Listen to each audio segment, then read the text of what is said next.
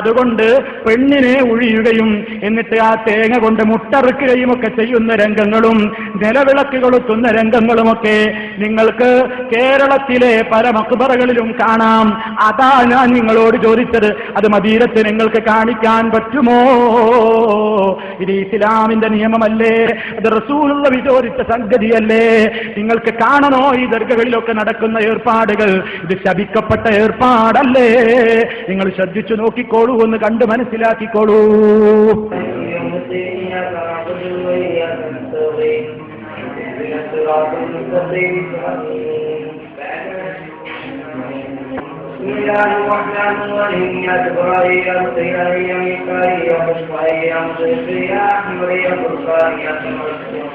لا تبعثي يقيني عباس يا تبعي يا رضيعي يا مكاي يا بصري يا مدرسي يا أحمد يا بحاني يا طيرسي يا تبعثي يا قيمي يا عباس لا يعملهم بيتا.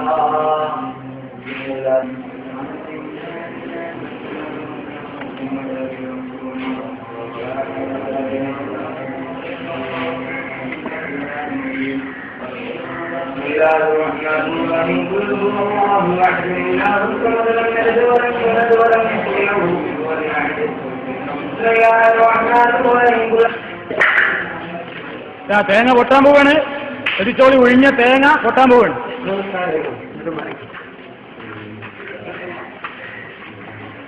അതാ റെഡിയാണ്. റെഡി 1 2. ആദാ പൊട്ടിന്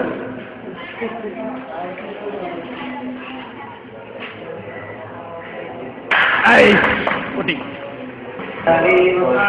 അടുത്ത മന്ത്രം കണ്ടോ? ആരാ പത്തന്റെ ഉള്ളിൽ ആരാന്ന് നോക്കിക്കോ, അടിയിൽ നോക്കിക്കോ.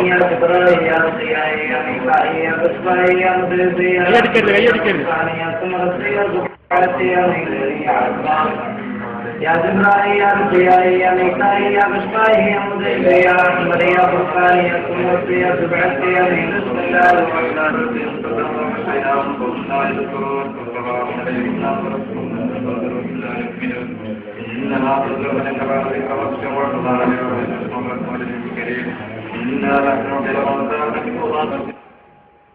കണ്ടില്ലേ എന്താ ചെല്ലുന്നത്? യാ ബുർക്കായി യാ മിഡ്കായി